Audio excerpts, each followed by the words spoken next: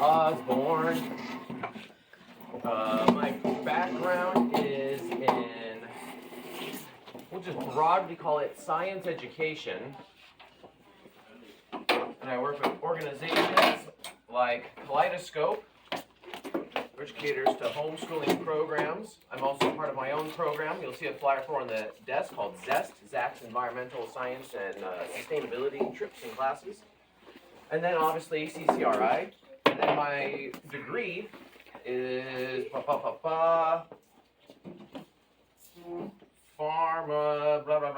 chemistry, pharmaceutical chemistry. So I combine my background in food and chemistry into one thing, which is, well, mushrooms. And mushrooms are a very fantastic thing because you're taking basically waste streams and you're turning it back into a very high value commodity that can really only be sourced from a local place. This mushroom right here probably has another day until it reaches its peak, and then another day it's going to start to spore and get old, and then within another day after that you have something that's not good anymore. So basically there's no such thing as being able to do oyster mushrooms and being able to ship them around.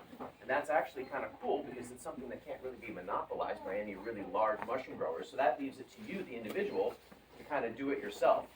It's really a local and fresh only type of food. There's no fine line in between it. You're either growing them fresh or you're getting them old, rotty and mold, and not very good.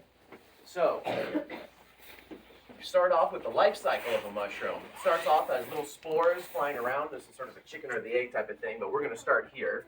We start off as a bunch of little microscopic spores, and if you look at mature mushrooms, this one's pretty young, so it's not sporing yet. But basically, it releases this from here, it goes flying, and it starts looking for a bunch of rotting wood somewhere.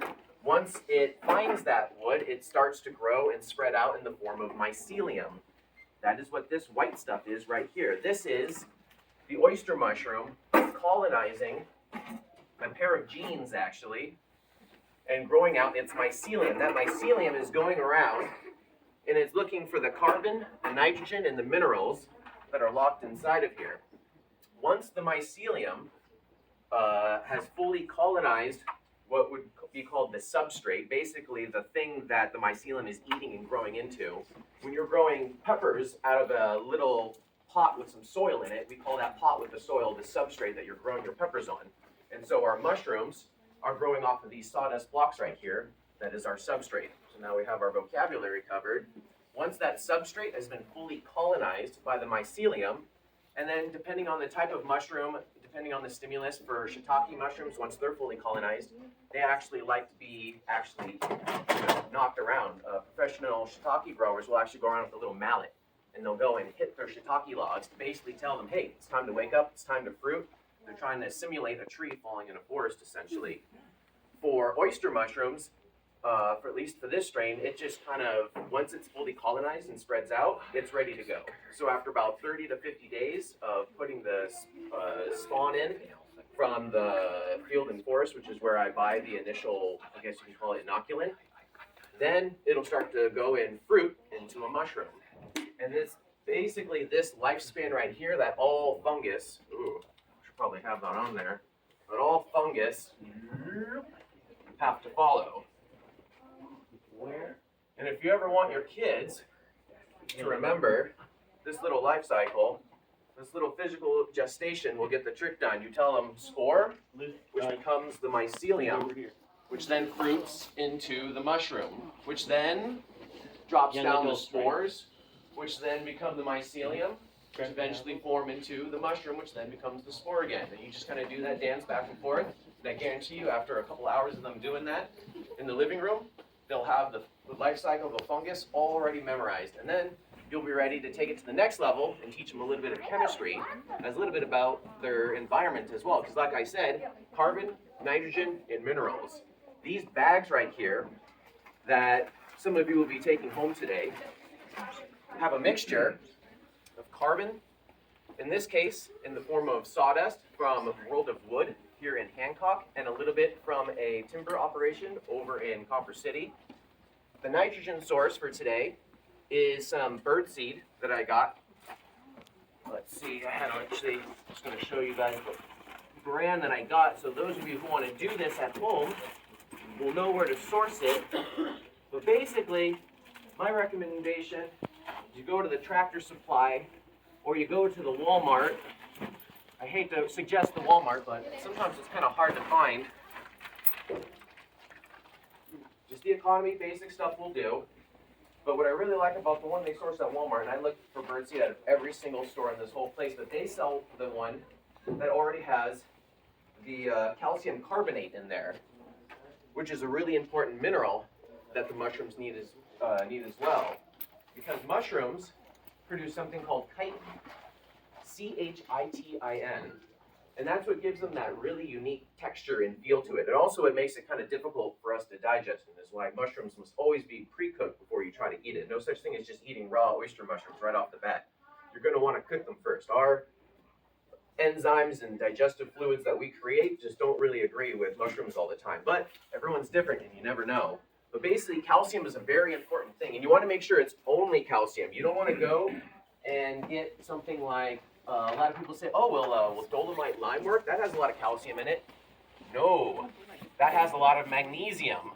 Magnesium is bad for at least hardwood grown mushrooms like oyster mushrooms, shiitake, porcini mushrooms, reishi mushrooms, all of them. They don't really like a whole lot of magnesium. They just want that calcium in there.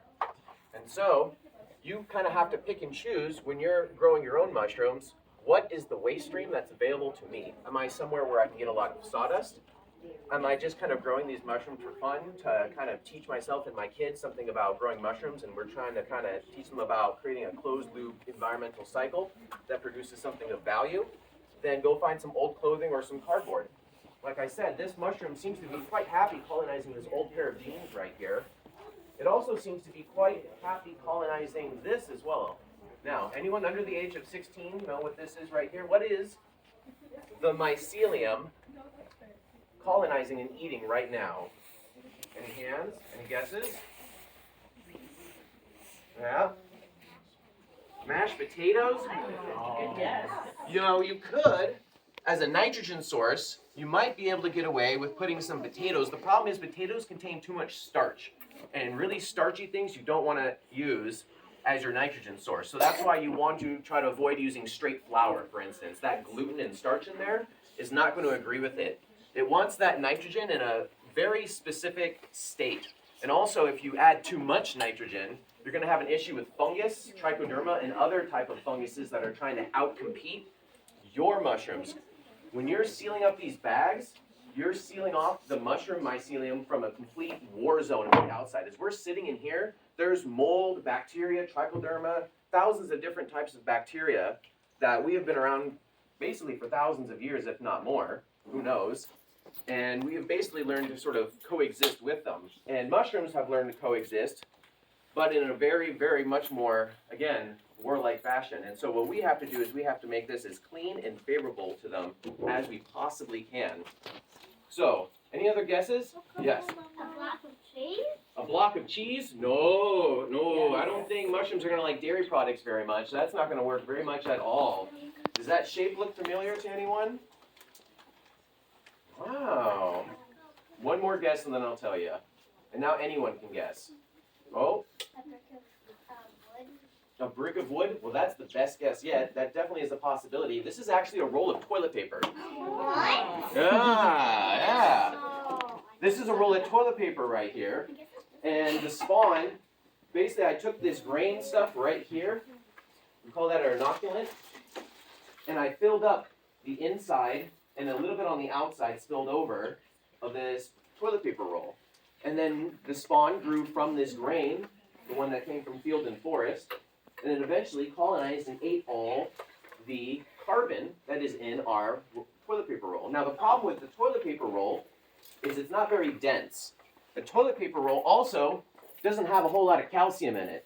People who make toilet paper aren't exactly trying to make a super nutritious toilet paper roll for you.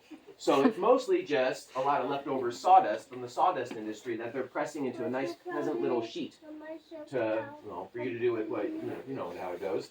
There's also not a whole lot of nitrogen in it as well. So these will make only just like few little tiny mushrooms. This will make mushrooms like you would find almost growing in a forest somewhere. You know, maybe you find a little half-rotted log and just one little mushroom, poke that out of it, and you're super excited because you found that one little oyster mushroom in the forest that no one else got to.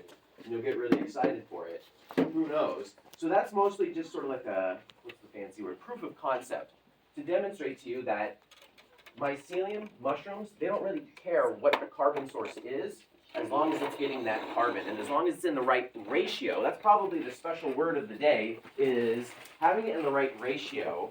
And so, back to the mixes right here that I'm making. So let me give you just kind of some rough numbers that I'm doing. So I'm doing a big 50-gallon drum over a propane burner. So I'm doing things at a fairly large scale. Recently, the food co-op said, we'll take a dozen pounds of oyster mushroom from you a week. So now I have to be consistent and kind of upscale on things. So in order to meet that demand, and to give a quick shout out to the food co-op, if you want to buy these oyster mushrooms, well, you can either hit me up after if you want to get a special rate, cheaper than the food co-op, or you can go to the co-op. I'll leave it up to you. So out of a 50-gal drum, by the way, most mushroom growers won't do this, by the way. You're getting a heck of a steal today. But I really believe in empowering the masses and making everyone self-sufficient. So I take about maybe 20 gallons of rough sawdust. And I take about 20 gallons of really fine sawdust. And then I'll throw in about, let's say, a 5-gallon bucket of birdseed that I've let soaked overnight, because there's stuff like corn and millet in there. And the mushrooms aren't used to colonizing straight, hard corn. And then this number, I'm going to underline that 5-gallon. So here we have our carbon source. Here we have our nitrogen source right here in the form of our birdseed. But depending on the nitrogen source, these are all slightly different. Coffee grounds, for instance, is massively high nitrogen source. There's people who have grown oyster mushrooms on pure coffee grounds, but it is extremely difficult because it's such a high nitrogen source, it makes it susceptible to getting infected almost instantly. You have to have basically a clean room facility if you want to use coffee grounds as your substrate. But if you want to mix in your coffee grounds at, say, 5 to 10% and nothing beyond that, that can work.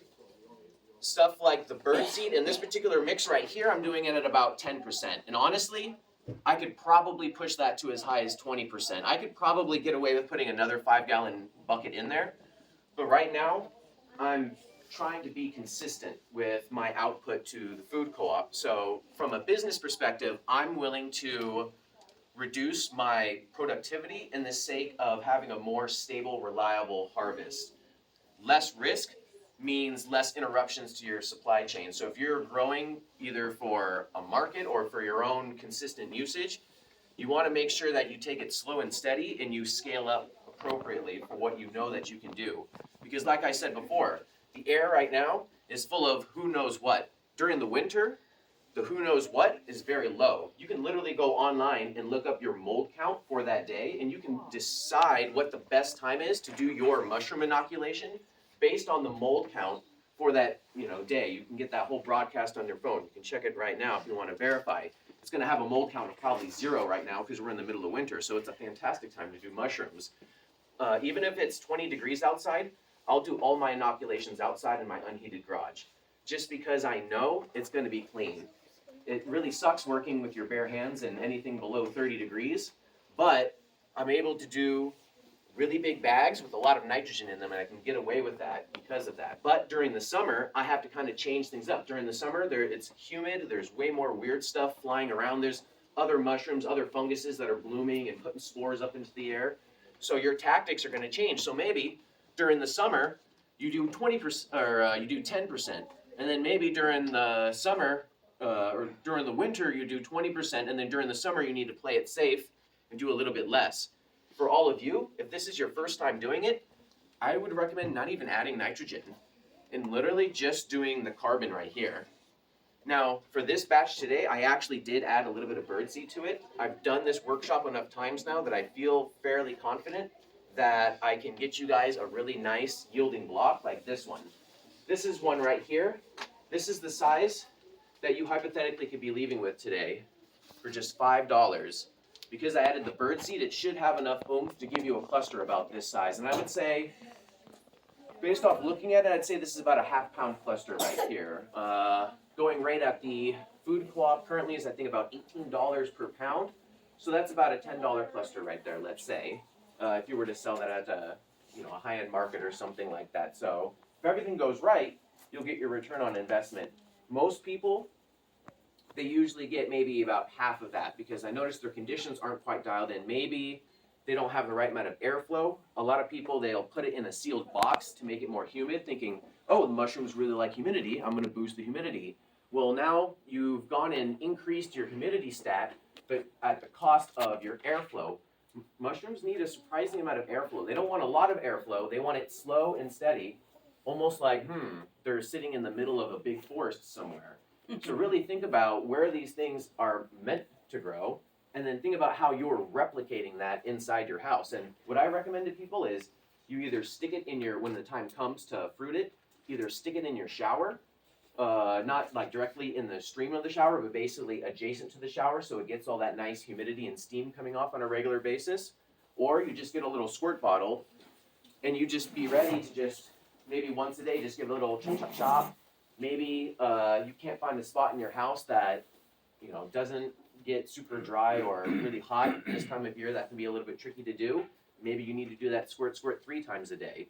It's really up to you to kind of figure out what the microclimate of your space is. So if you have any questions afterwards, like, oh, I have a basement, it's got this and that, what do you think I should do?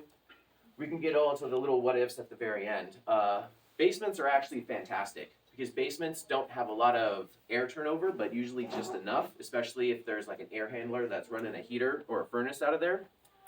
Basements have a very stable temperature that the mushrooms like, and that stable temperature is very cool. They like to be about 55 to 70 degrees, depending on the strain. You can do summer varieties that like it up as high as 80 degrees. And they're actually much more cooler colors as well. Like you can get pink and yellow oyster mushrooms. They're literally that color, but they only really grow like that during the summer. They need that extra heat. But let's say, well, I'm just growing the mushrooms in my house and I've always got my heater up to 70 degrees anyway. All right, maybe you can grow those. You're gonna have to buy a bag of spawn and give it a try. So, long story short, back to this right here. The mineral supply, unfortunately, there's really only one thing you can do, and that is to use gypsum. That is my go-to. That is what everyone recommends. And then usually I'll add maybe 1 gallon to it.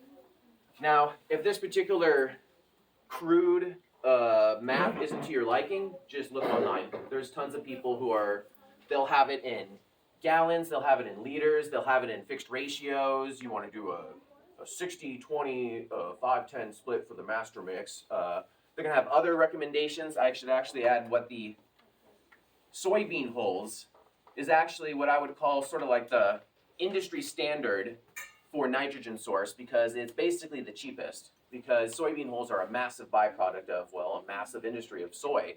And so that's usually, at least for in the Midwest, what's the easiest thing? Again, what I'm recommending to all of you is the birdseed and wheat bran. Birdseed you can get from, like I was saying earlier, pretty much any, we'll just say Tractor Supply. We'll give them the business today. Shout out to Tractor Supply for no particular reason. If anyone else knows where you can get really good, cheap, big sacks of birdseed, the economy stuff, that's a good local small business, please either shout it out or raise your hand. Erickson's? Oh yeah, no, let's give the business to Erickson's. They let my dog get away with eating so many of their treats when they go in there. I think I see that's 1K. So shout out to Erickson. And then the wheat bran, that trophy goes to Keweenaw Country Store, which can be tricky because they're only open Thursdays through Saturdays. So they're actually open today until about 5 p.m. And what you're going to want to do is special order the wheat bran from them because out of all the nitrogen sources, I found that to be basically the cheapest. I also prefer the wheat bran because it's going to do something very important for the airflow inside of the bags. We'll touch on that at the very end of the little bit of a chemistry lesson right here. So Keweenaw Country for that one. So basically any bulk supplier who's also in the business of bulk flours, bulk grains, bulk livestock feed, those are generally going to be your best places to look for these type of things. Because if I can get someone who will sell me, 50-pound, even higher sacks of the bird seed. I'm all for that, but usually bird seed is my backup. I really do prefer wheat bran, and we'll just circle the gypsum, and that's actually going to be McGann's. Real quick before I get caught in another tangent. McGann's Building Supply, they do not have it on stock. You have to special order it, but they'll special order any size, and then that way you don't have to pay shipping. And that way you're still supporting a local business. You just got to go there and pick it up when you're ready. And so this has been pretty much my sourcing chart. And then let's do a World of Wood for the sawdust, because they're based out of here in Hancock. So that way you guys don't even have to leave the Houghton Hancock area to start making your own little master mix. And then just kind of scale this as you need. And then what I'm going to do actually is I'm going to sacrifice one of these bags so that you guys can literally feel what it's like. Because this is the hardest part, is trying to describe to people the feel for it. And then while you're feeling it, I'm going to explain to you why I'm doing a mix of the rough and the fine sawdust, and why I prefer the wheat bran over the bird seed. So we'll start it on this side right here. The bag has been completely pasteurized, so don't worry if there's anything spooky that might be in there. It's completely clean. So airflow. Airflow is very important inside of your bags. You want to have a mix where the air, there's kind of like air pockets trapped in there. It's almost like if you grow a lot of patio plants, or if you've ever done gardening or farming, you want a soil that's a little bit fluffy. You'll notice that when you buy potting mix, there's always those little bits of white stuff, like vermiculite and perlite. Yeah, the perlite and the vermiculite. There we go. And that whole purpose is to introduce more oxygen and air into the root zone of the plant. Plants don't like growing in compacted soil. And guess what? Neither do mushrooms. Mushrooms like to be in really nice fluffy stuff. And so what I have right here is an example of the ultra-fine sawdust that I get. Very, very fine stuff. In fact, I don't even think I can drop it down without it wanting to like whisk away. It's a good thing we're indoors right now, because that would just blow immediately. When I first started growing mushrooms, I used this 100%, and I had an issue. My friend, his bags would always colonize in 30 days. My bags were taking about 40 to 50 days, and I was like, why is that? Well, I found out it's because my mix was too dense. When this stuff gets wet and it compresses over time, or maybe it gets, something set on top of it, it compresses instantly and leaves almost no gaps in there. It's the equivalent of trying to grow produce on sand. There's absolutely no airflow or any way for precious oxygen to get in there. And so what I do is, I go to places like World of Wood, which is instead of being a timber operation, they have planer shavings in there. And those planer shavings basically introduce little air pockets in there because they're very coarse. It's the same thing that the wheat bran does. The wheat bran is ideally in little flakes, and that kind of gets trapped and mixed in with the sawdust and creates these nice little air pockets. And the bird seed, though, doesn't quite do that. The bird seed is just these, hard little shells in there. It's not really introducing really good airflow into your soil mix right there. And so you want something that kind of walks a fine line, because if you make it too much of the fluffy stuff, well, now you have these big bags that only have so much amount of carbon and nitrogen in them. You want them to have a little bit of meat in them so that you can actually get a good return on investment.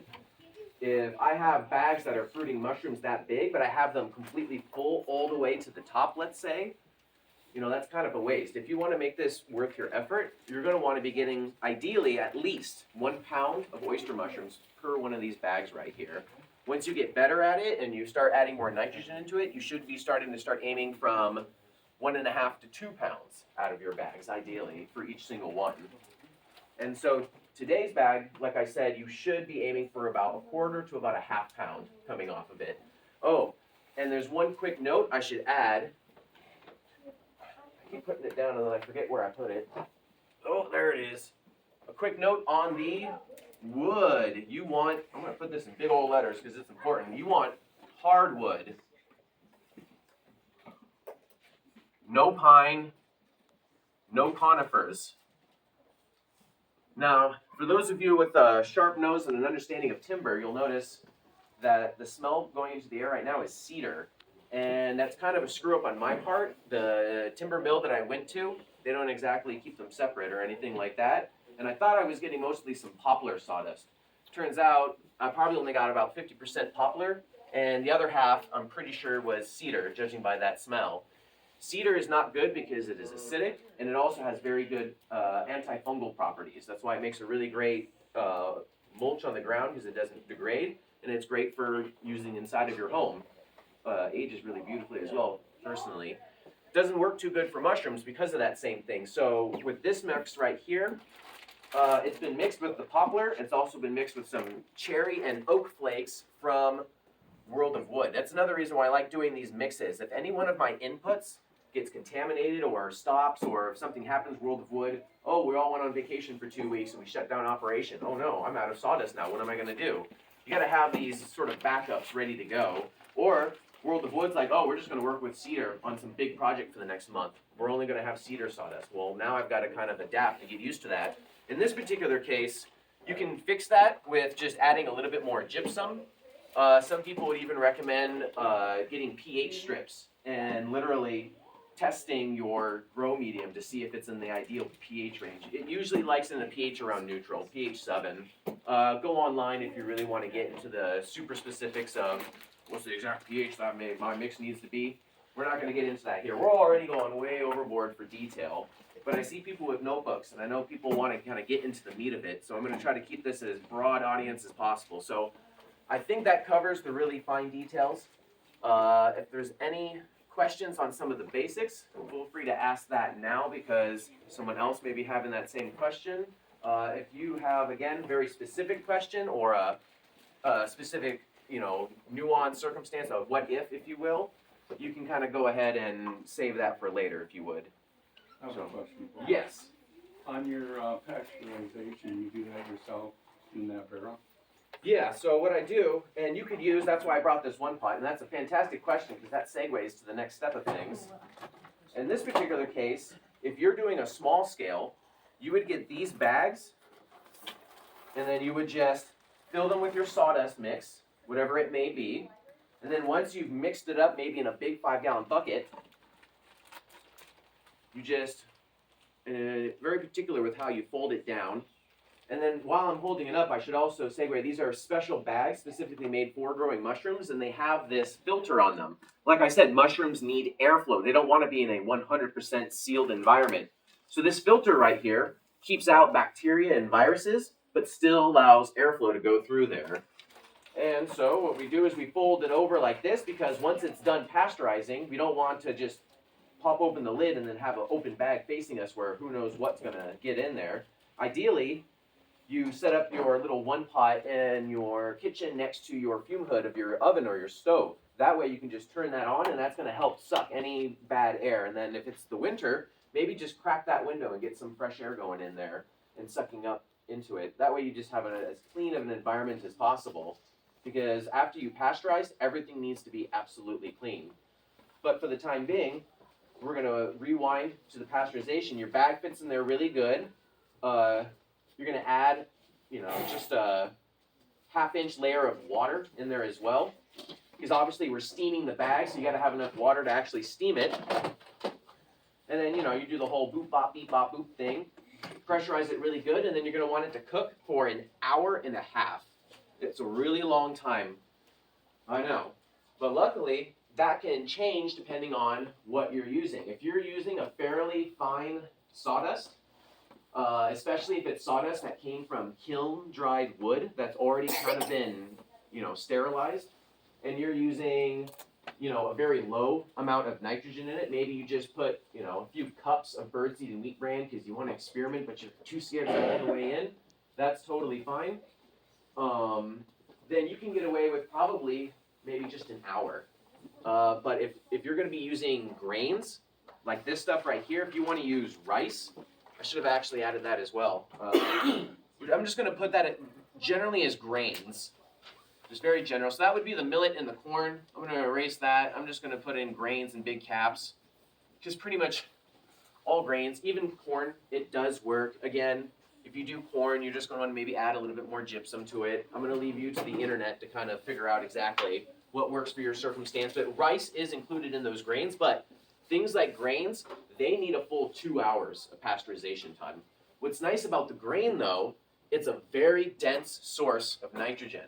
And so if you want to get bags like this that are crushing it with 2 to 3 pounds of oyster mushrooms for every bag, like you're, got an industrial operation and you need to pack as much mushroom per square foot as you can, that's when you kind of start looking into the grains. That's when you're starting to buy this by, the IBC tote 300-gallon size, getting dumped off in your yard. I'm going to assume we're all a little bit on the small scale, so we're going to stick up to here to this stuff, and we're going to stick with just an hour and a half, 1.5 hour pasteurization. Pasteurization, well, that means about 160 degrees Fahrenheit to 180 at the most. And why do I say at the most? Because once you start cooking past 180 degrees, it's the same thing that's going to happen to some food in your oven. You're going to start cooking the good nutrients in food that you're preparing for your mushrooms. Remember, you're preparing food for the mycelium to be colonizing. Just like us, the mushrooms don't want burnt food. So you want to make sure that when you're doing this little pasteurization, you don't want to go beyond, in fact, how about we put a little time range there.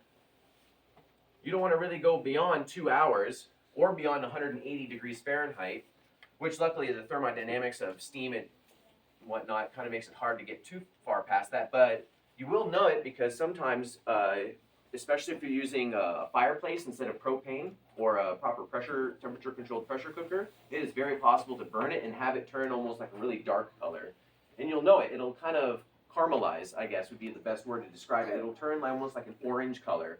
And that's how you know, maybe I kind of overcooked it ever so slightly. And then you may be thinking, well, what's the end result for the mushroom? Basically reduced yields. So instead of yielding a pound per bag, maybe now you're only getting a half pound per bag because you've burnt the food. You've burnt the nutrients that the mushroom was supposed to be feeding on instead, and you've turned it into something that it can't access anymore. So that's why we want to respect that fine line in the pasteurization process. And ideally, you want to make it as pressurized as possible. For me personally, I'm running out of board space. I just have a 55-gallon drum. And then underneath that, you can either have fire or you can have propane.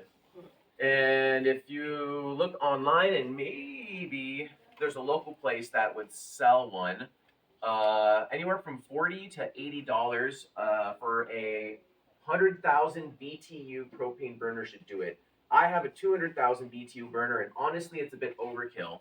200,000 BTUs if you want to be basically boiling logs or deer skulls or something like that.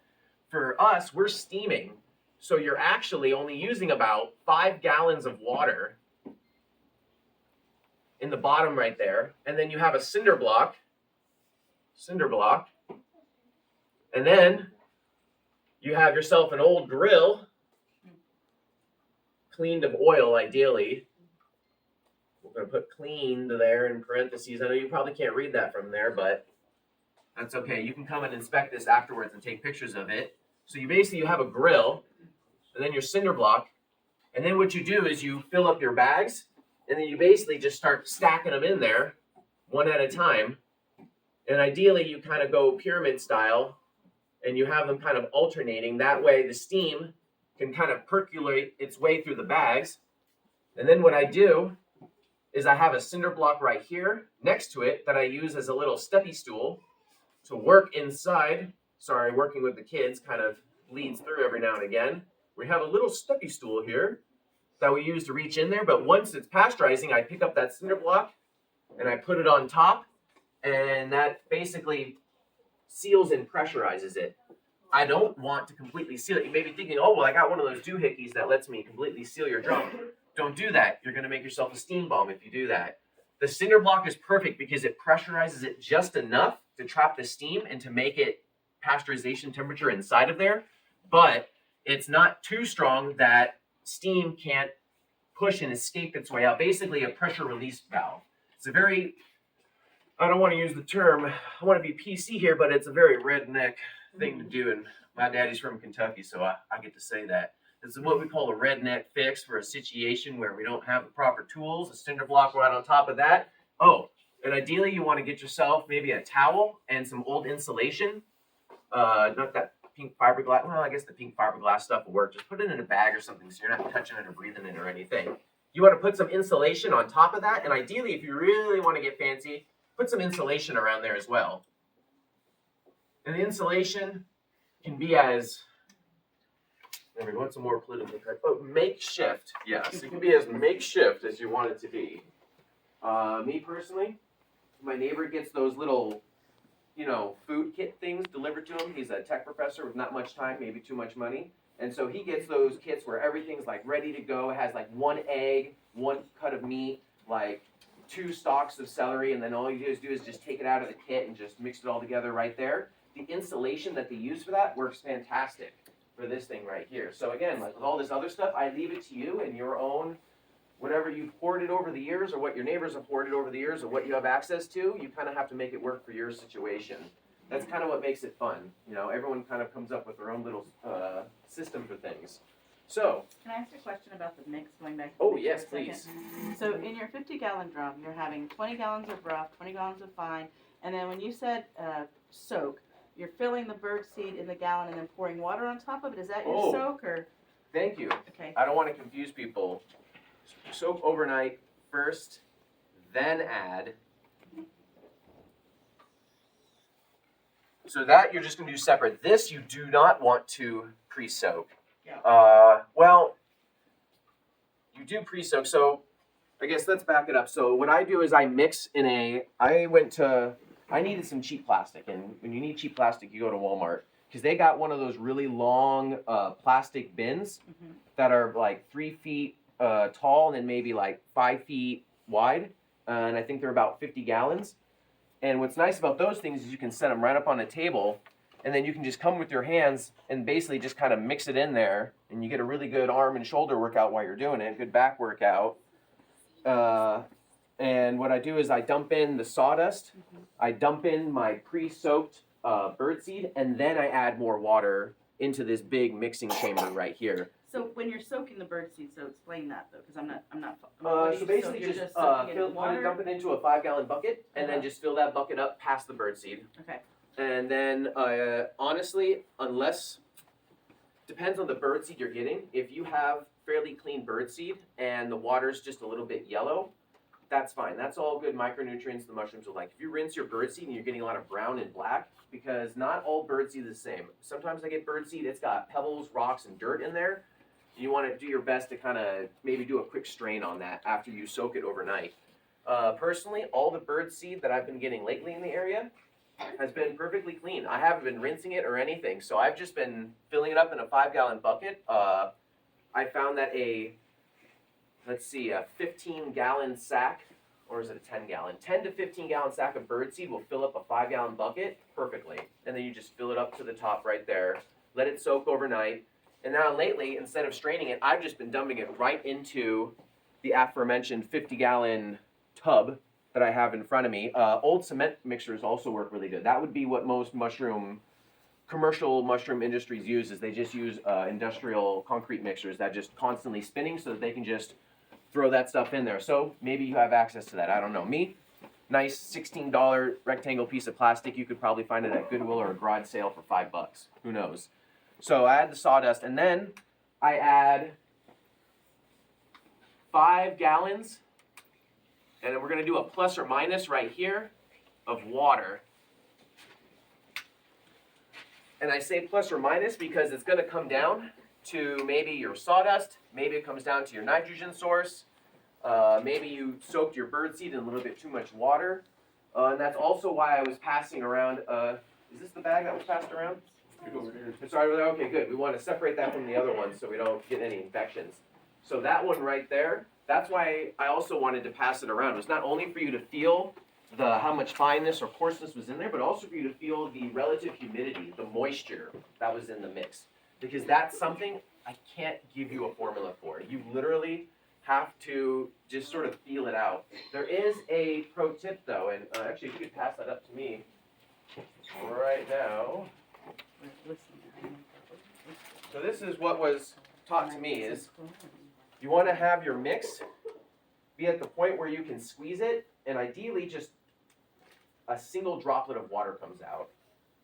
Because it's basically a sponge. So this stuff is probably just a little bit too dry, which I'm not too worried about, especially since we don't want it to get infected. Because if you add too much water, you create an anaerobic, a stagnant environment inside of your bag. Now you're encouraging the bad type of bacteria to get in there. Now you're also squelching the airflow. It's just like a potted plant. You don't want to overwater your plants. You don't want to overwater your mushroom. So if you take your mix that you've mixed together in this big tub, and that's what I'll do is, as I'm mixing it together, I'll take out a handful and I'll just squeeze it as hard as I can. And if I've got a bunch of droplets coming off of there, I'll give it a really good mix again, give it another squeeze. If I've still got droplets, then that means I need to go back and I need to add a little bit more sawdust to basically wick up that extra water. If I squeeze it and I'm not getting any droplets, like this stuff right here, it's bone dry, then just add maybe, for this example, you got a big 50-gallon thing, add about a quarter to a half gallon, quarter of a 5-gallon bucket, which would be about 1 to 2 gallons. There we go. Get myself a little mixed up in there. So I add the quarter bucket into the mix. I'll mix it some more, do the test again, maybe add another quarter bucket, mix it, test it again. You want to really dial it in. And then once you've got it, now you can start filling your bags. My recommendation is you either find a friend and a bucket and you have one person hold the bag open, another person dump it in there. Or you get if you're by yourself, get a old gallon jug, make sure it's nice and clean, chop off the bottom of it, and now you've got yourself a nice little scoop. And then you can just go and you can just scoop that mix right into those bags. And a lot of times, I think I brought some, there we go.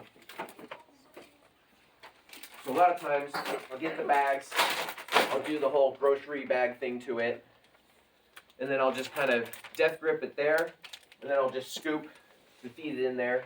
Ideally, you hold it obviously over your little container, you scoop and you hoop it. If you came to the last mushroom demo, I had you guys doing that part as well. That was a little bit more prone to infection, a little bit more messy for the library staff to clean up after. And so I spoke with I guess you'd call it my mushroom mentor, and he said that I really need to just start pre-filling the bags and then pasteurizing all the sawdust inside of the bags.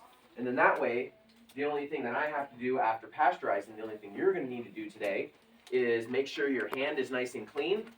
You're going to pull up your sleeve, and actually now let's go over here. And then you're going to take your handful of spawn. If you're an adult, you would only use maybe one big handful for this relative amount right here. I also have some, if people want, I decided, this is kind of like the nature of how things are done nowadays. If you would like to deluxe combo your meal for just $5 extra, you can get a double-sized bag. So for $10, you can get a super-sized one that should give you at least a pound of mushrooms. Or for just $5, you can do a little, we'll call it a little half-pounder, hopefully future in the mushroom. So for the little mini one right there, which I think is what this one is right here, yeah, this would be a mini one. For you adults, it would be just maybe one big handful. And even then, for this particular strain that we've chosen, oyster mushroom, that's probably a little bit overkill. You could probably do a half handful and it would probably still colonize. This oyster mushroom is like the ultimate beginner strain. In fact, if you are the type to take notes today, make sure one thing you do right is oyster mushroom. That is the tried and true beginner mushroom. Don't be bedazzled by all the other stuff they may have on the catalog of Field and Forest. Just go straight to the oyster mushroom and then choose the strain, not of what looks pretty, but look at what you can give in terms of an environment. Are you giving it a 70 to 75 range? Are you giving it to 60, 65? They have strains of oyster that go down to 45 to 50 degrees. So depending on what your basement is on a regular basis or where you're putting it, maybe you just have it on just a partially heated outdoor garage or something like that, you can pick a strain that matches that perfectly.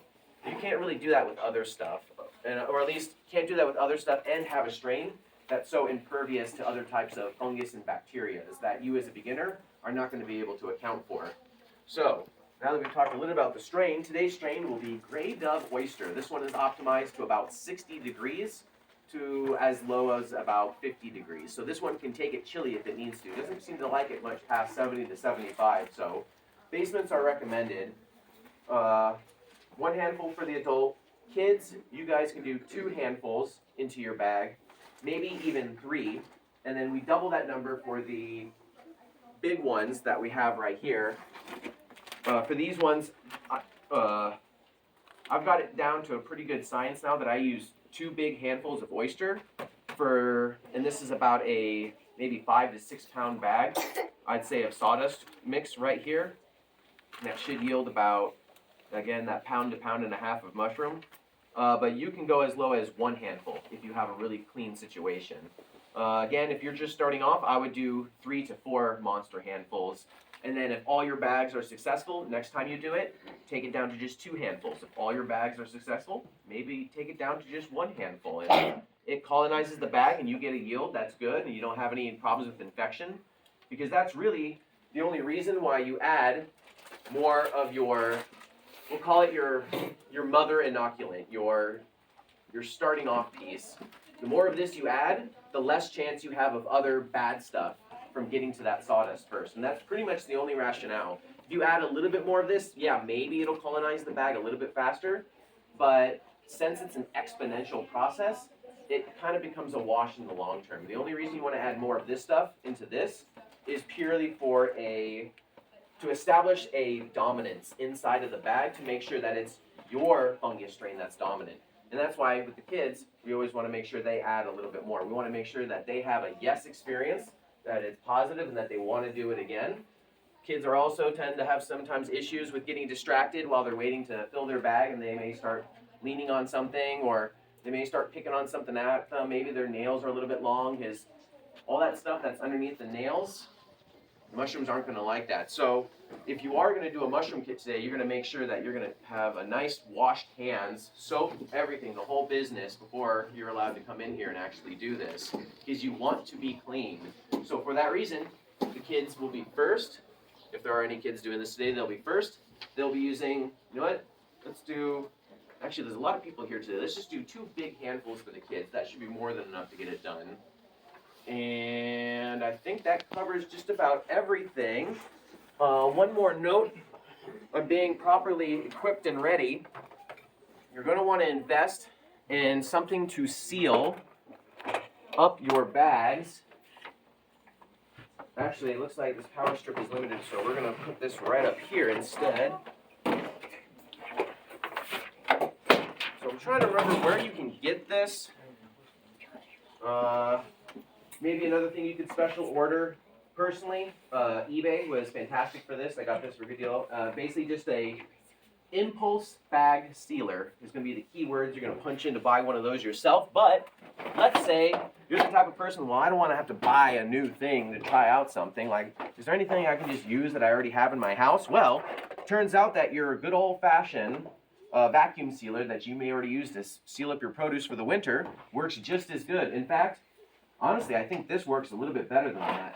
What's nice about this, though, is this thing, you have to press the buttons, open it up. You only have this much space for the bag. You got to reseal it. You got to press the button. This thing, it's called impulse because as soon as you press it down, you can hear that heating element go. When you're trying to do this in an industrial fashion, this is way faster than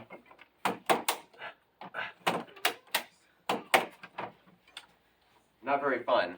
Ooh, we can actually smell some of that burning plastic from the last few runs on there. And because of that, once we get going in here, we're going to want a little bit of ventilation. Oh, it's probably all spring-loaded doors. All right, never mind on that. We'll figure that out later. So, the basic workflow on this is going to be, we'll have y'all come up on this side first, and we'll get this guy out of here as well. So if you want to look at this for show and tell, we're just going to place, actually, put it on this back little space right over here, along with these bags as well. And so when people are done, if they want to get a close look at this stuff, for show and tell's sake, this will be the official viewing area for people who want to see this stuff up close. And then this one, let's also get that out of here so we don't have any bad mistakes with that. Move this guy right over here, over there. All right, now real quick, any questions? And don't be shy. If you have a question, there's a good chance there's someone sitting next to you with that same question who's too shy to ask it. How long until you get like those, or like what's the process of? You said like So that's 30 going to to be, 50. so from today, let's say we all inoculate together today and we all put it in, because everyone's environment's going to be a little bit different. You put it at home at 75 degrees, the guy next to you puts it in at 60 degrees. You're going to get different colonization times. But usually, 30 to 50 days. Most people, when I did this workshop last time, most people were like right in 30 days. It was really good. Actually, the last workshop I screwed up and I gave everyone the log incubation time. I was telling people 5 to 6 months. I am so sorry for those of you who held into your bags for that long. I don't know why, but I got the incubation time for doing log-based oyster mushrooms caught in my head that day. With logs, everything takes much, much longer. You get much bigger yields over a much longer period of time, whereas these bags, you're pretty much one and done. You can get a second flush out of the bags, but you have to, usually what I do is you kind of soak them, and then you let them sit for about a week or two, and then maybe you'll get a second flush. For me, I don't do that because now that I have to be consistent, I can't have space taken up by bags that are producing in an inferior quantity. Also, when after that first flush is harvested, the immune system and strength of your mushroom collapses basically. It's all its energy is going into that fruiting. And so you're gonna start getting really bad fungus and diseases and trichoderma and other weird stuff growing on your bag. So if you're trying to do a consistent production or something like that, get that first flush and then chuck those bags outside and then just compost them.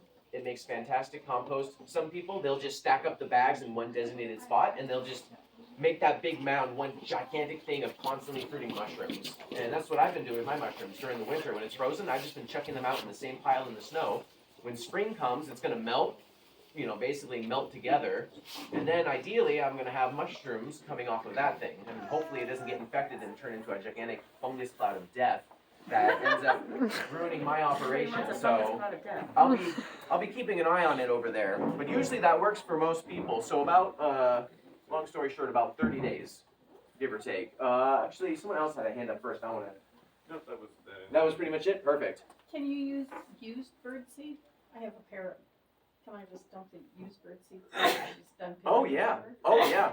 Yeah, that's totally fine. The shells are great for that. And that's actually why I put nut shells on here.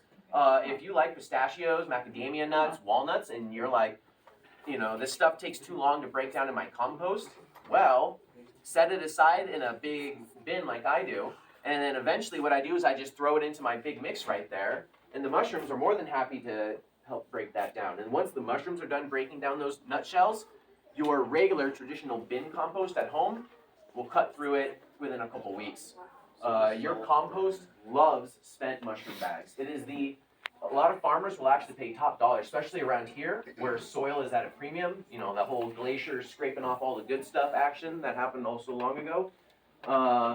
Growers around here are always looking for good soil, and this stuff is fantastic. I was thinking about selling it to people, but it's so good I'm tempted to just use it for my own uses. So it's nothing but win-win when it comes to growing mushrooms. It really is. At least once you've worked out, your overhead costs on things. But ideally, you keep that all as low as possible. Yes. Do you have to worry about certain exposures to light? Aren't you supposed to keep them in the dark?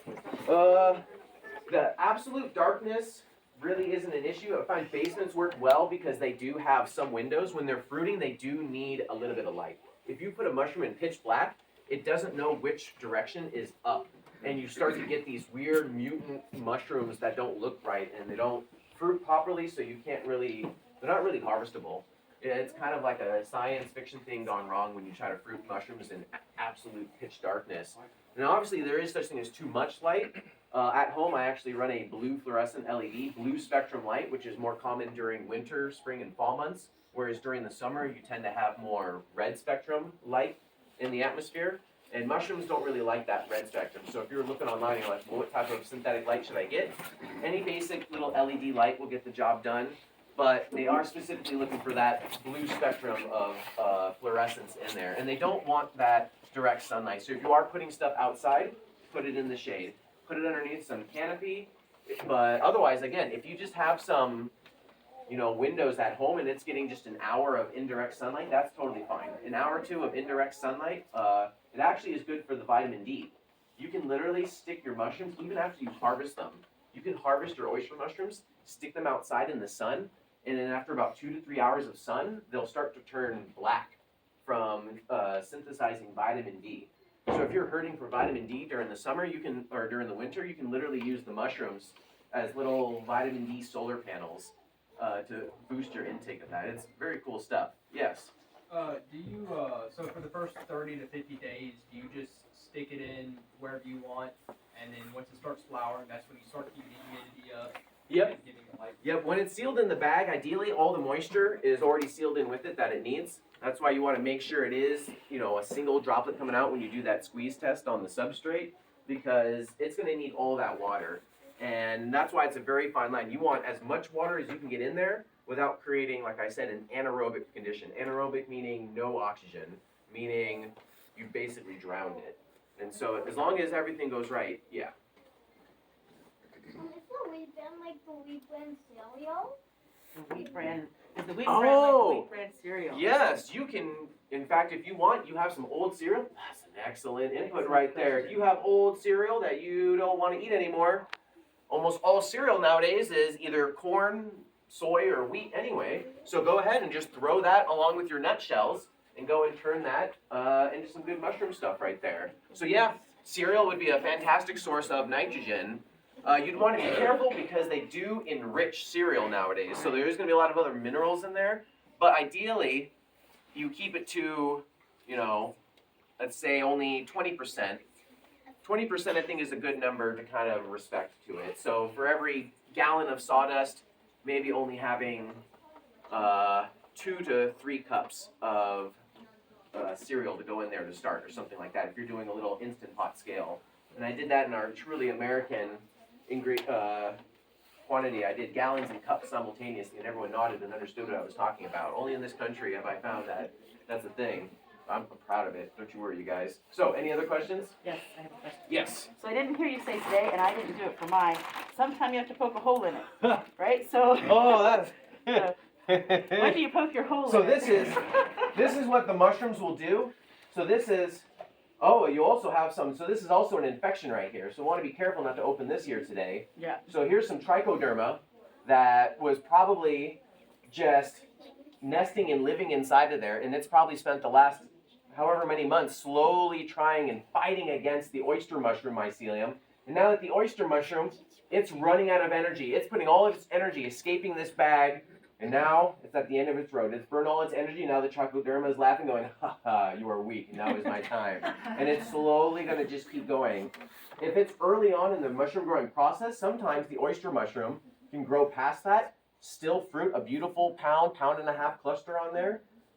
It's just, again, if you want to push that second fruit from there, it's just going to all of a sudden go on fast forward, and then it's just going to overtake it within a couple days. So it may be like this for months, and then all of a sudden just within a week. It's almost like a cancer.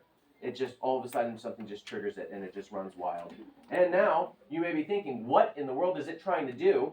So it can feel the airflow coming through the filter. So what it did is it basically started creating a bunch of just material, I don't really have a word for it, basically building itself up like something out of some science fiction horror. Punch its way out. Yeah, basically it's literally trying to punch its way out right now. And then what it would do is it would start to seep its mycelium through those little holes, and then it's going to do what it's doing here. See how it's fruiting mushrooms? How is it doing that? There's an invisible trail of mycelium that's transporting nutrients and water to this cluster up here. This bag is also just a perfect example of power of what mushrooms can do in terms of moving energy around. It's literally has this disembodied cluster of mushrooms using an invisible network of tubes and cells and all sorts of other cool stuff to make a cluster. And you'll notice how it's starting to go kind of brown. That's basically meaning it's not going to happen. Yeah. That's meaning it got all its stuff out there. It was about ready to go on its big debut and look like a cluster over there. But something went wrong. It didn't get the humidity, it didn't get the nutrients, it didn't get the something to make it go all the way. If your mushrooms end up looking like this, my first reaction is give it a little bit more moisture, a little bit more water. Mushrooms usually look like this because they're dried of something. If it's in this particular case, because it's isolated like that, I think it just ran out of nutrients, and it realized like, oh, there's no way I'm going to have enough fuel to get to the finish line on this one. So that's my guess. But usually when this happens to me, I've had humidity be the main issue. Definitely humidity. Usually airflow will manifest itself with mushrooms fruiting that don't look like mushrooms. They'll come up almost like cylinders. In fact, I want to say there was a face here today who I gave a mushroom kit to a couple weeks ago. No? Alright. Maybe that was someone else. I gave someone a mushroom kit and they sent me some pictures. And it looked very strange. Very, very conical. So, because this is infected, we're going to put that back in that bag right there. And keep So, that. but when do you put a hole in it, my first question, because I didn't do that, and that's what happened. So, yeah, so you didn't say put a hole in the bag. Yeah, oh. Yeah. So sorry. So let's say, You can't just leave it alone. actually, yeah, don't just leave it alone. What it is I took it for granted. Yeah. So in this particular case, let's say this cluster isn't right here. It's sealed up right now. You see these little guys pushing up on the bag right there? That's the mushroom's way of saying, hey, we're ready to go. We've consumed all nutrients that we can find in our immediate surrounding, and we are now ready to make our debut. Now, most mushroom growers, they'll have it on a timetable. They'll be like, all right, it's been 32 days, and then they'll go through, and they'll just stab little X's on their bags, and then the mushrooms will push out there. Okay. For beginners, and for me personally, because my mix is still a little bit in fluctuation right now until I dial it in, so my incubation times have been a little bit wild. So what I've been doing is I just let the mushroom bag tell me when it's ready. And when I see those little micro things starting to come up, and you'll see it, you'll see little clusters, a little primordia. Primordia. I think I spelled that right. Primordia. It will start to form on it. And then what I usually do is I just make the cuts right in front of where those little primordia are starting to form up. So once it's told me, hey, I want to escape the bag right here, I say, all right, you may come out of the bag. And I slit the little hole. And then what I do is I tape the bag back. And so that hole is now the only part of the bag that's getting the airflow. Because what happens, and this is what's happened to yours, is yours was up like this. Yeah. And then what happened is it didn't have anywhere to go. So it basically just started mutating all over the place. And that's what this one is trying to do. It's trying to send up a bunch of little clusters all over the bag. And that's why we poke just one hole on one side. We're telling the mushroom mycelium, no, no, no. We don't want you to fruit over here. We want you to fruit right here. Not only do I want you to fruit right there, I want you to put all of your energy into that one cluster. So instead of having a bunch of tiny mushrooms all over your bag, which is totally an option, and that's something you can do. If you're not sure and you want to keep things simple, then just lop off the whole top of your bag and just let the whole thing be exposed. It's going to dry out a lot faster. You're going to have to mist it a lot more. It's going to be a little more stressful for your mushroom. But if you want it to be 100% sure that you're not stifling its growth or something like that, and if you see it going full Godzilla out of your bag like that, that's also another indication it's time to cut it loose.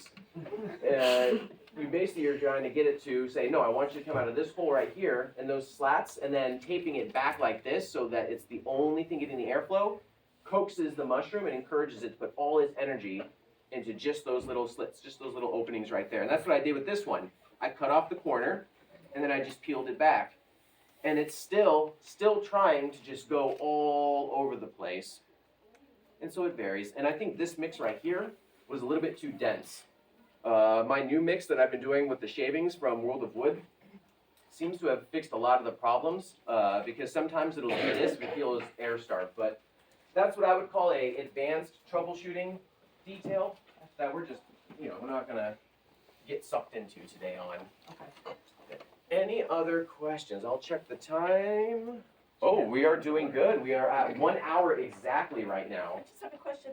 Is there an alternative method to the Instapot to? Really anywhere, and that's why I kind of showed that drum on the fire. Any chamber that you can seal and boil water inside of, because you need that steam action to pasteurize everything that's in the bag. Because these bags, they're fairly dense. And so you need something that can heat it full 360 completely. And so another thing you can do to start is you could boil it. Like if you don't have the means of creating a sealed environment, just get a pot, fill it with water, just stick your bag right in there. Well, Put it on a rack like a steamer. yeah, that's really would be the best thing is put it on a rack like a steamer in your pot and then just put the lid on, and then your best bet is maybe to just recreate like what I did here is just put a little bit of something on there to, Weight it down. yeah, weight it down, but not too much that you're creating an explosion, you know, waiting to happen or anything like that. And I think that's the best bet. Another thing you could do, it's super messy, so I don't want to recommend it, but maybe you want to try it anyway, you want to have a little messy project with the kids or something. You could just boil the whole mix in some water and then just pass it over a strainer and then squeeze out the water until it's at the right point that I was talking about before, and then put that in your bag.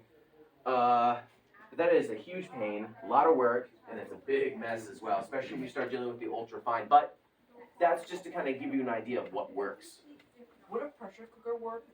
A pressure cooker is ideal. The one pot, I show that because it's, I mean, that's really what that one pot is. It's basically just like a little mini pressure cooker. But a proper canner pressure cooker with a nice tall wall and the little valve thing on the top, that is the first thing I recommend.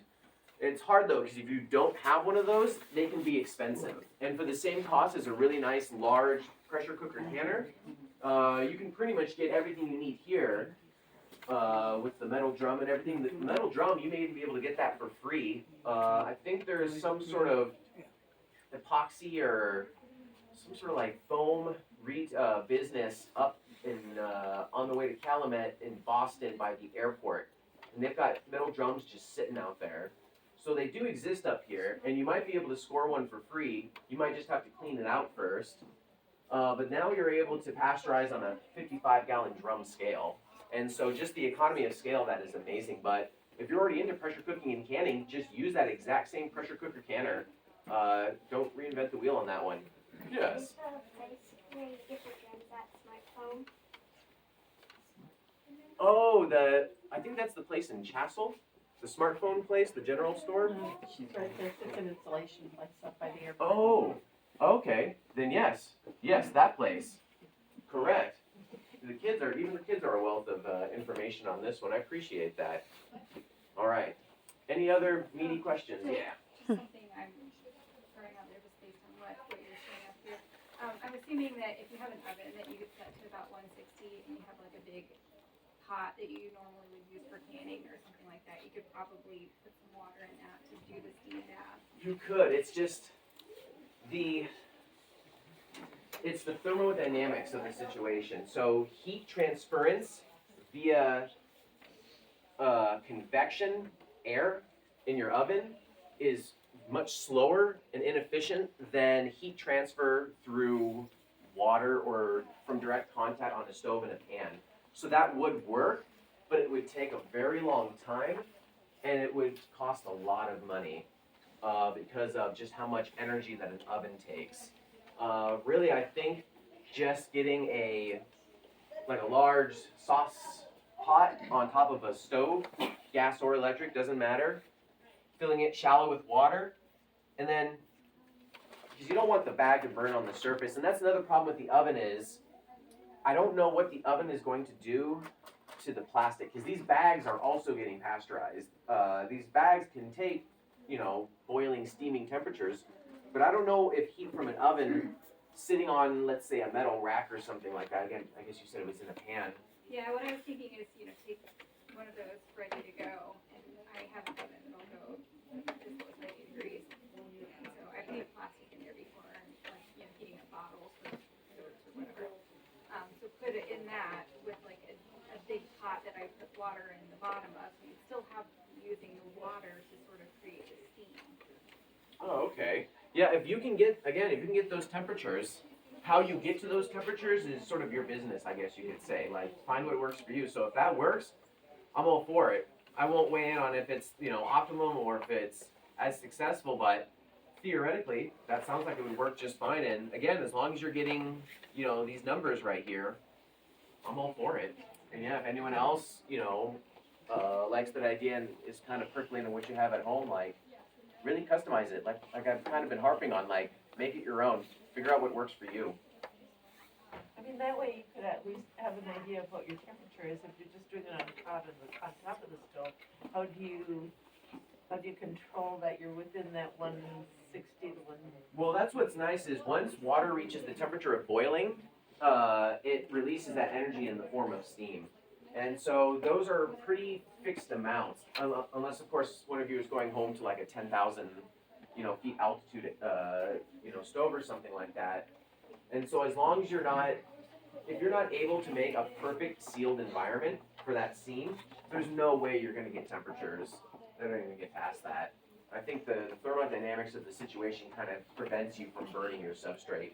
Really, if you guys are having an issue where you're over pasteurizing, going over the temperature, that's a problem you want to have. That means you're capable of reaching the pasteurization temperatures that you need. Now you just need to dial it back. Most people are going to suffer with not getting high enough temperatures for a sustained amount of time. A lot of people will think, oh, it's been an hour and a half, I can stop now, but maybe it took a whole hour for the core, the very center of your bag to actually heat up properly. Like, I don't really know. You just, again, you have to see if it works. You really have to. Otherwise, meat thermometers, IR sensors, little IR things, I think you get for like $30 now. Otherwise, just use what you use for your chicken or your turkey when you're cooking that. Exact same temperature range that you're looking for.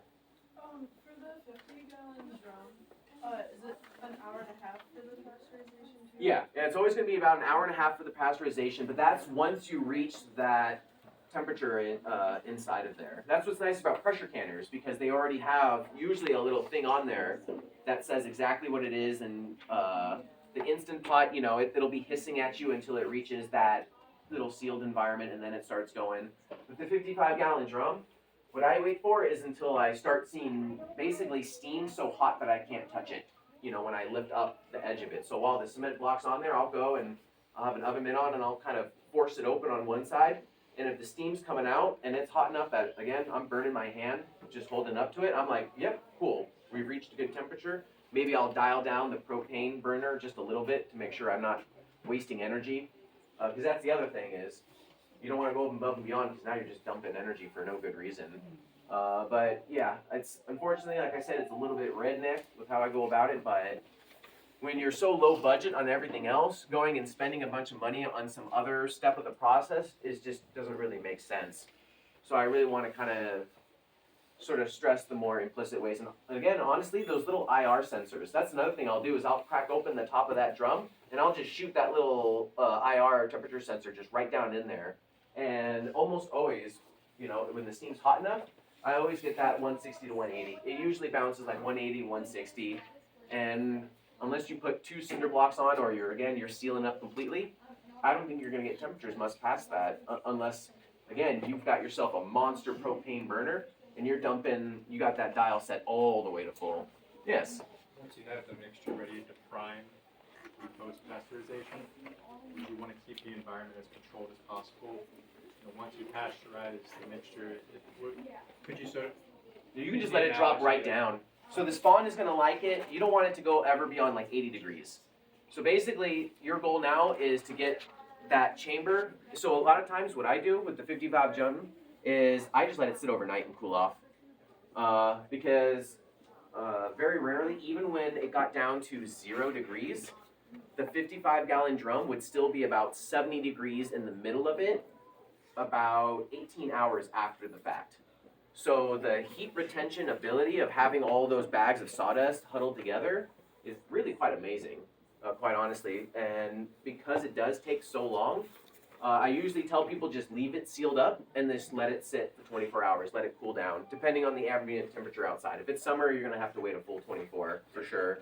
During the winter, obviously you wait too long, your bags are going to freeze inside of there and you don't want that, but it takes a good long time. So it hasn't been an issue for me. And also, if you're working during the winter, you want it to still be a little bit warm in there, around 70 to 75 degrees. It makes it much more pleasant to work inside of. Do you recommend getting a heating pad or humidifier? Humidifier for the fruiting, yes. If you really want to be serious about growing mushrooms in your home, buy a humidifier. It makes a really huge difference. You can just get one of those little baby humidifiers, stick it on near a windowsill, can just aim that humidifier, just blasting right at it. Easy to read temperatures. Yeah, easy to read temperature, dial nod, auto turns itself off if you run out of water. And then a single humidifier, and then, because I think what everyone should do is they should just have like, you know, a half dozen bags that they just have going at different stages of maybe 2 or 3 different strains of some easy to grow mushrooms. And then what you can do is these bags, once they're ready at 30 to 50 days, like you can, like, how long has it been since we did that workshop? It's been like 6 months now? No, this was from the farmer's market in October. October. So this was from October. So about 4 months. Yeah. So you probably should have opened it maybe 2 months ago, but you could have easily gotten away with holding it a whole month afterwards. So that's what you would do is you would do a big batch. Maybe you stick half your bags in a warm part of your house, you stick the other half of your bags in a cold part of your house. Try to naturally stagger their incubation times, and then when they're ready to fruit, you just take the ones in the warmer environment. Maybe you only open 2 of them, and then you take your other 2 bags, stick them somewhere cooler. There's little subtle things you can do to kind of space out bags that you do at the same time, because you go through all this effort to sterilize everything. Like once you crack open these bags right here, like there's no going back. You got to use all of it right then and there, or you're going to have infection issues. And then if you have any questions about where to source this stuff from, Field and Forest is based out of Green Bay, Wisconsin. It's the closest place, so I'll just shout that out and I'll write that up on the board later when people are doing stuff. Did I answer your question? Yeah, I mean, it was centered around pasteurization. And after pasteurization, would you want to keep that environment contained? Because if you Just wiped the keep it slate, sealed. you kept your environment, you cleaned the environment, you know. Yeah, everything inside of that drum is now clean. So it's most prone to disease after prep. Yeah. Oh yeah. All things are go up to pasteurization. Now, granted, you don't want to use pre-existing moldy grains or sawdust when you put it into pasteurization, because even through pasteurization, there's a good chance there's still some remnant spores that have survived in there. You want your inputs to ideally be as clean as possible and free of dirt to kind of reduce that chances. But once otherwise everything pre-pasteurization, you don't have to clean up. You can have, again, you want to avoid having too much dirt because mushrooms don't grow in dirt, or at least not the ones that we're growing today. There's soil-based ones like agaricus. That's a whole nother workshop right there. Post-pasteurization though, and I think that's an excellent segue to what we're going to be doing, is you're going to want to have some peroxide, or ethanol works as well. I make all my own ethanol. I take apples from my tree and I get some cheap sugar and I let it ferment with some bread yeast for about a month, and then I distill it into ethanol. If there's anyone here from the ATF, I promise I use it for jet fuel and for sterilization purposes only. So, I get it to about 70%, and then it always has a nice little apple flavor, and then if you're have a little cup of coffee right there, you want to make it a little more exciting, you just spill a little bit of that in there on accident while you're at it, and you're going to have a good time while you're making some mushrooms. So I'm just going to fill this up. Alcohol is a pain to pour, so I'm just going to let it go. But that's okay because we're going to sterilize this table right here. And I also recommend gloves, because like nitrile gloves, or latex I guess works too. And I recommend those because it is impossible to get all the stuff out from underneath your nails. And so by wearing gloves, you completely circumvent the issue of getting your nails perfectly clean and all the little bits of dirt that could be underneath them, hiding who knows what. Also, alcohol and peroxide are really bad for your skin. It is going to turn into a crispy, desiccant bone if you continue to spray with alcohol and peroxide all the time, until the point where your wife wants nothing to do with massages anymore because it feels like Skeletor himself is trying to work the lat muscles in. So, wear gloves. Keep your hands looking pretty. I'd actually recommend lotioning up your hands and then putting on the surgical gloves, so that way once they're all done, your hands are nice, exfoliated, clean, smooth. A pleasure to be around. If you're working with cedar sawdust, now you're smooth and you have this wonderful smell of cedar about you as well. It's fantastic. So, we only have about 20 minutes left in this. I'm sure there's some people who have had enough of the kibitzing. Let's get on to the good stuff. Can I just ask a realistic question real quick? Yeah. So your pasteurizer pasteurizing, you're sealing the bag before you pasteurize, and then you're opening again and resealing it, or what's happening So there? when you pasteurize it, you're just folding it over. Oh, okay. You're folding it over and you're just kind of placing it in Okay. there. And you fold it over so that when you're all done, you don't have an exposed and open bag. Once you're done, or once you're ready to begin, you want to make sure everything is in place. When you open that bag, you want to make sure your hands are sterilized, your workspace is sterilized, everything has got to be sterilized. And what I'll even do is I go one step further, and I'll even spray down the bag that the spawn came in, just to make sure. We spray the table, we spray the bottles that we spray ourselves to keep clean. We just do a little mutual, and then it looks like there's enough peroxide. So you may be thinking, I see alcohol and peroxide. Is there a preference? Alcohol I do for work surfaces. Peroxide I do on surfaces that come in direct contact with the mushrooms. The alcohol will have a very toxic effect on these little mycelium things that are in here. Hydrogen peroxide, while bad for it, isn't nearly as bad. Because the peroxide, it reacts and then it's done. Whereas the alcohol, it's going to just keep, well, it's going to keep being alcohol, and it's going to keep burning and sterilizing your mushrooms, which you don't want. Also, I think alcohol is, at least for me, it's cheaper because I produce it myself, which is nice. So give everything a good spray, and then, I'm a little embarrassed to admit it, but I forgot to put on my belt, which had my knife on it. Is there a pair of scissors or a knife somewhere? Very clean. That's okay, it doesn't need to be. Is it okay if I spray it with alcohol? Because everything has to be clean. Even our knives that we use to cut the bag open.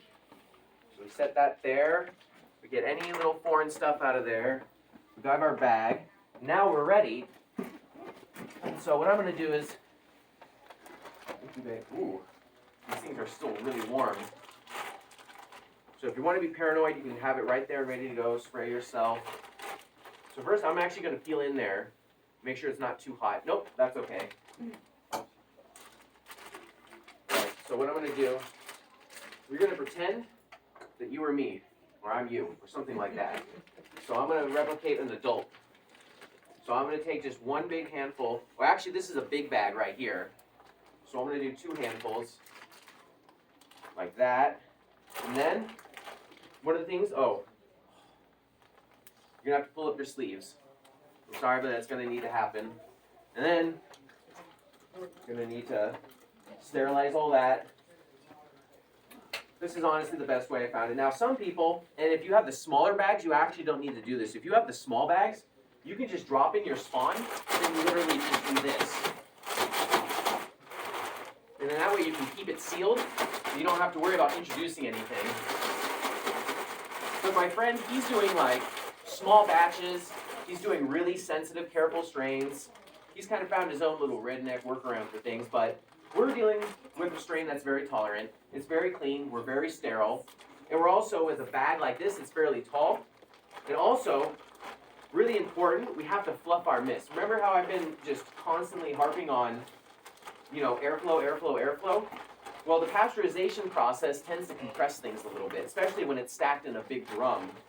So we put the spawn on top, and then we fluff our mixture, and then when we fluff our mixture, it's also kind of aerating it as well. And then when we're done, we look for the pleats,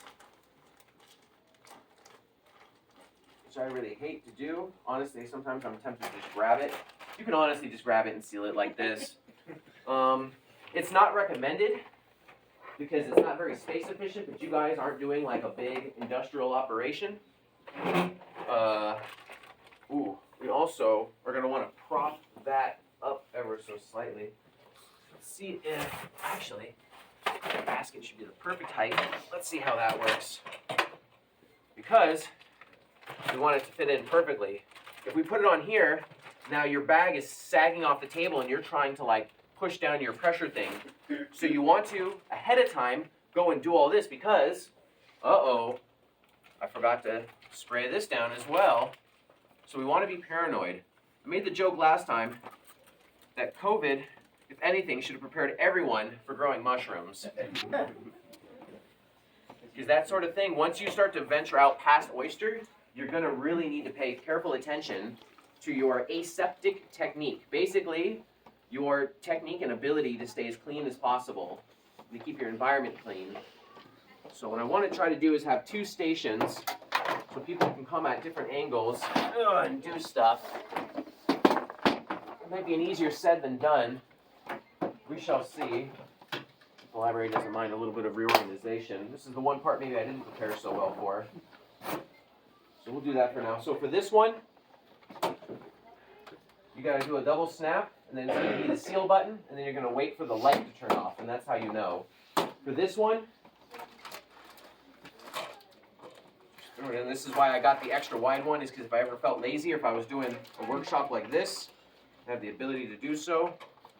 Get all the way in there, make sure that it's not off any of the edges, and you'll hear it clicking off. There's also a light on here you can keep an eye on, but I go by my ears now. That way I can keep my eyes on what's important, which is my mushroom bag. And then everyone, you're gonna wanna do the double tap. Double seal your bag, it's really important. A lot is resting on that. So, goes red, red light gone.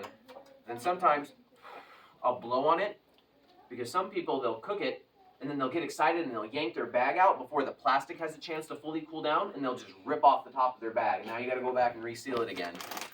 And then, what I'll do is sometimes I'll give it just a very gentle little squeeze, and make sure that I don't hear any whistle, hiss, and I make sure I see it kind of bulge up along that line. You don't want to squeeze it too much, because some people will go up and they'll be like, "Oh, is it sealed good, Mr. Zack?" And I'll be like, "Oh, don't do that," because remember, we have to keep that air in there. It wants that air. So we want to keep it nice and fluffy. Even after we've added our mycelium, we can still kind of bounce it around, but you can only do that in the first day. After that, you want to set it and forget it and just let it be by itself. And there we go. That's a completed strain. Then ideally you have like a marker, and then you know, write on there. And marker on plastic doesn't work super well, as you know, especially when it's a dry erase one. But the filter is fantastic. So what I do is I'll put in either I'll color code slashes, and then on just one of the bags I'll do like a black slash in the lower left, and then I'll write oyster 31123. And then if you want to put any other information, like let's say one spawn bag I split into 10 of these. So maybe I'll be like, it came from a batch of 10 or something like that, and I'll put like a 10 number. Maybe I'll put a 2 or a 3. You decide if you want to do any sort of notation, but just at least tell yourself the date that you did this today, so you don't forget about it. And then if you want to do a mark or something like that, whatever. So we'll just put that over here. We'll see how that goes. I always take home a bag from the beginning and the very end. And if I can get both my bags to work while talking and slamming it around and not paying attention how clean I am, then I know the bags I'm sending you back home with should also be successful. And so far that's been playing out. Everyone I've talked to has had a successful bag. Your bag was wildly successful. It just got a little bit stuck on the way out there. All right, so we have this bag right here. It's open, so it needs to get used. I've got these small bags here. I've got more than enough spawn for other people. And actually maybe we can put that over there. But for the sake of that recorder and for questions and the people who aren't going to be staying here for the actual bag creation, any last minute questions? Don't worry, you'll still have time to talk to me afterwards, but for, again, the sake of the recorder and other people here, yes. You threw a lot at us. So Yes, I did. So is there like a version of this online that we can go back and You refer will to? be able to find this entire one as well as the last workshop that I did, so you can see my progression on the CCRI website right over here. The paper fell over there. Oh, it fell somewhere? Yeah, I'll grab it. Oh, there we go. I got you. There you go. I'll hold it up. So this QR code should take you where you need. Be nice if there was also a physical website just in case that didn't work, but that's okay. Copper Country Recycling Initiative Facebook. It should pop up. There's also a website. I think it's coppercountryrecycling.com. If you go, I think there's a workshops, webinars tab. You can find this as well as other ones, and you can watch it as many times as you need. And then, like I said, the internet is resplendent with this information about growing mushrooms. Lots of YouTube videos, a lot of people who are really into it. I highly recommend checking that out as well. Find what works for you. So I'll put that there for people. who need to rewatch this. And like I said, feel free to take pictures, reach out to me individually about follow-up questions. This is just one big information dump for people, I know, but sometimes that's kind of how it goes. So, any other questions? Is there? Oh, we would do this right here. Thank you. See any infection growing or something other than the oyster mushroom as it's still considered? So if you see anything other, Yeah. well, what you're putting in there is oyster.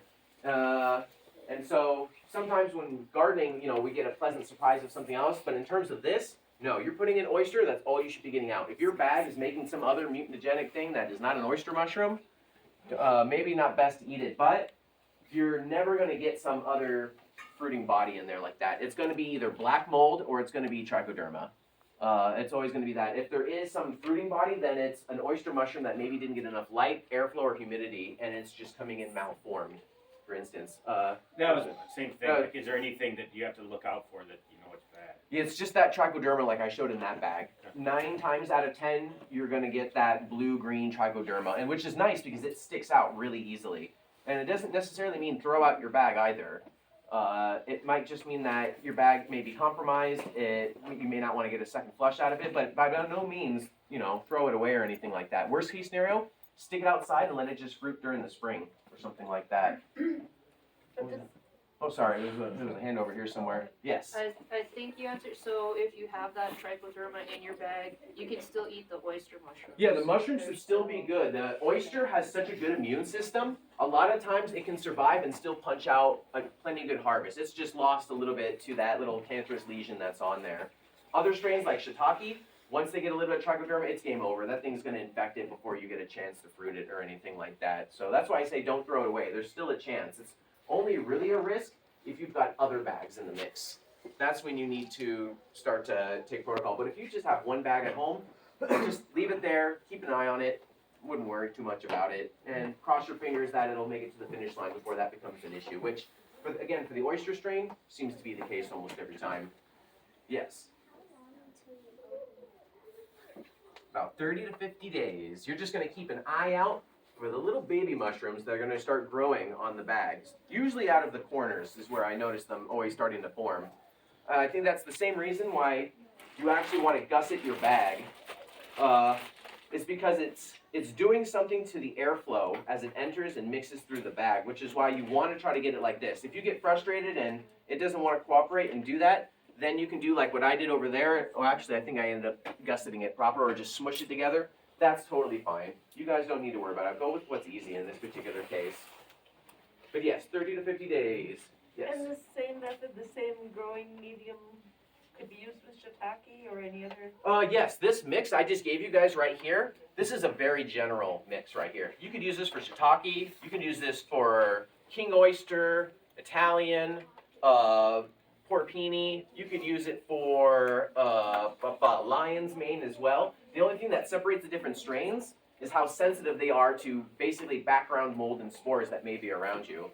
So yeah, otherwise it's very interchangeable. Only very subtle differences. It's only things like reishi mushrooms that maybe you want to look into and make sure, but I think even reishi mushrooms you can almost get away with the same mix. Reishi mushrooms do much better with the conifers as well.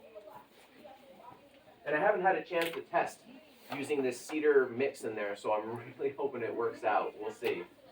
All right. Any other questions? Are we good? Oh, one more? Yes.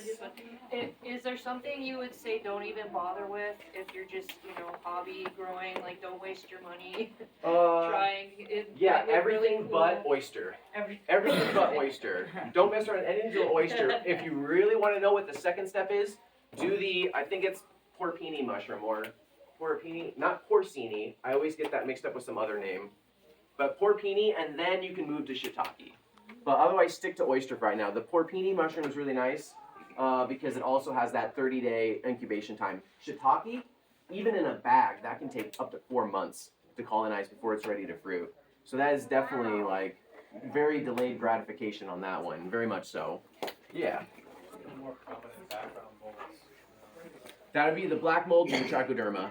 Trichoderma being more, I think, bacteria, and then black mold being the other mold species that tends to cause an issue with people. And usually it'll look almost like a black wet spot that all of a sudden shows up. And then like any invasive thing, it starts to just expand and grow out exponentially as time goes on. And then you kind of have to decide where to kind of cut it off from there. Which again, shouldn't be an issue. I think everyone's bag should be successful. We're doing a pretty safe mix. It's not too wet. We're going a high amount of spawn relative to the ratio of sawdust that we're working. And it's a really good time of year where there's not a lot of background stuff already.